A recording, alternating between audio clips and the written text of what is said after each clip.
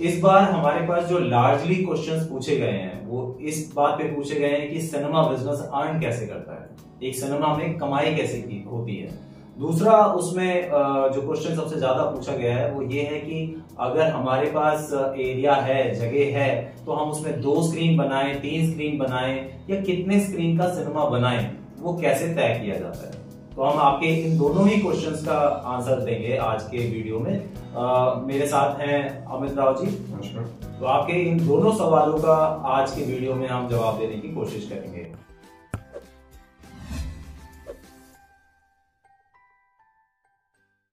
तो आपके पहले सवाल का जवाब मैं देने की कोशिश करता हूँ जितने भी सरल भाषा में पॉसिबल है।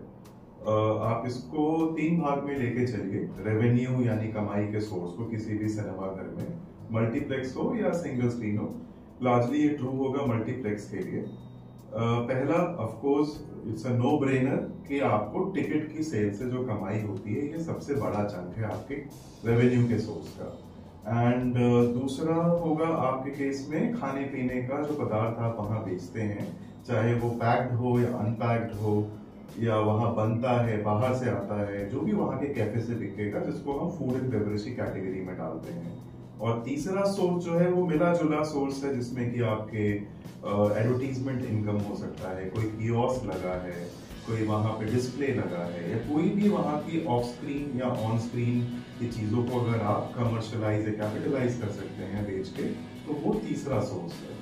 अब इसको आप एक रेफरेंस पॉइंट लेके समझिए कि अगर 100 रुपए की कमाई होती है तो उसमें लगभग आज की डेट में एक मल्टीप्लेक्स सिनेरियो में आप देख रहे हैं लगभग 65 से 70% की कमाई आपकी टिकट की सेल से आती है। ये मेजर चंक है।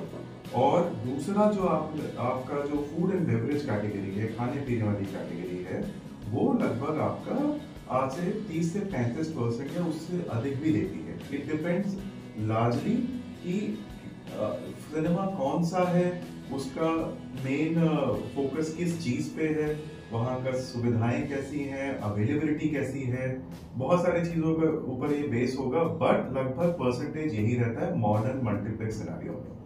0.5 मैक्सिमम 1%, बहुत ज्यादा बोल रहा हूँ, जो कि आपका थर्ड सोर्स ऑफ रेवेन्यू है, जिसमें कि advertisement, kiosk, of screen, on screen displays, ये सारी आ जाती हैं। बट ये 3 कैटेगरीज हैं जिसको आप लेके चलिए कि मेन सोर्स। इसमें गौर करने वाली एक बात है जो कि काफी इंपॉर्टेंट है कि सिर्फ कमाई को निर्धारित करके आप ये नहीं देख सकते कि ये फायदा किसमें ज्यादा है। आपको इसमें टैक्स और इसमें लागत का भी खर्चा का अंदाजा होना चाहिए। अगर 100 रुपए के ऊपर भी कोई टिकट की दर है तो उस पर हमको 18% का जीएसटी देना होता है। तो मान के चलिए कि modern cinemas are selling tickets upwards of 100 rupees and will take taxation at 18% GST इस केस में। और जो फिल्म जो आप चलाते हैं अपने थिएटर में, उसको लेने का भी एक फिल्म हायर जैसा खर्चा होता है जो डिस्ट्रीब्यूटर से लिया जाता है, जो कि for the sake of simplicity मैं 50 से 55% आपको बता रहा हूँ। ये बहुत वेरी करेगा, कंडीशंस बहुत अलग हैं, इस पर हम अलग से वीडियो बनाएंगे जिसमें कि आपको जानकारी मिलेगी। तो आप ये समझिए कि एक 100 रुपए की टिकट पे आपको 12%, 100 रुपए के ऊपर 18%, जनरल जो भी आपकी टिकट प्राइस आएगी महीने की एवरेज आउट करके उस पर आपको लगभग 18% देना पड़ेगा। और 50 से 55% उसके बाद आपका डिस्ट्रीब्यूटर को जाएगा जिनसे आपने पिक्चरें ली है, फिल्म ली है। वहीं पे अगर आप फूड एंड बेवरेज के कैटेगरी को देखेंगे तो उसमें जो जीएसटी एप्लीकेबल है वो सिर्फ मात्र 5% है।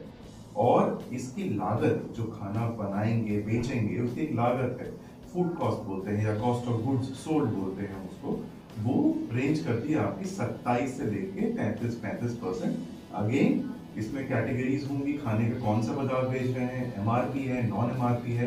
तो ये जो रेंज मैं आपको बता रहा हूँ, इस रेंज के बीच में ये चीजें घूमती हैं। बहुत ही फाइन लाइन जैसा आपने कुछ कैटेगरी बनाया तो ऑफकोर्स उनके जो फूड कॉस्ट है, जो लागत है, वो बढ़ जाएगी।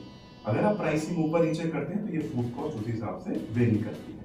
तो इसीलिए आप अगर नोटिस करें, आप 200 रुपए की टिकट, 150 रुपए की टिकट लेके जाते हैं एज एन इंडिविजुअल, बट जब आप जो खर्चा करते हैं खाने पीने पे, वो आज की डेट में किसी मॉडर्न मल्टीप्लेक्स में कम से कम 2.5 गुना है। तो आप और कुछ नहीं तो 500 रुपए पर हेड खर्च करके आएंगे 200 रुपए टिकट लेने के बाद खाने की। तो जो आपका दूसरा क्वेश्चन था जिसमें आपने ये जानना चाहा था कि सिनेमा 2 स्क्रीन का बनाना चाहिए, 3 स्क्रीन का बनाना चाहिए। तो हम ये अपने पिछले वीडियोस में भी बता चुके हैं कि किसी भी सिनेमा की क्या कैपेसिटी होगी, कितनी स्क्रीन का होगा, वो उसकी फीजिबिलिटी पे डिपेंड करेगा। अब फीजिबिलिटी क्या होती है मैं फिर से बताना चाहूंगा। फीजिबिलिटी ये होती है कि उस एरिया में कितनी पॉपुलेशन है, आसपास और कितने कंपटीशन में आपके पास सिनेमाज हैं, तो आपको किस रेंज पे जाना चाहिए। आपके यहाँ पर बिजनेस क्लास ज्यादा है या आपके सर्विस क्लास ज्यादा है, किस रेंज का आप टिकट प्राइस रख सकते हैं वहां पे। लग्जरी थिएटर आपको ओपन करना है या आपको मेन स्ट्रीम जो रेगुलर सिनेमा होते हैं वो ओपन करना है। तो ये डिपेंड करता है उस फीजिबिलिटी रिपोर्ट पे कि आपके यहाँ पे कितना और कितनी सीटें और कितनी स्क्रीन का सिनेमा बनना चाहिए। आई होप हम आपके सवालों के जवाब इस वीडियो में दे पाए। आपके अभी भी अगर कोई क्वेश्चंस हैं, इनके बाद भी कोई क्वेरीज आती हैं, तो आप कमेंट सेक्शन में अपनी क्वेरी रेज कर सकते हैं या दिए हुए नंबर्स पे कांटेक्ट भी कर सकते हैं। Thank you so much. Thank you.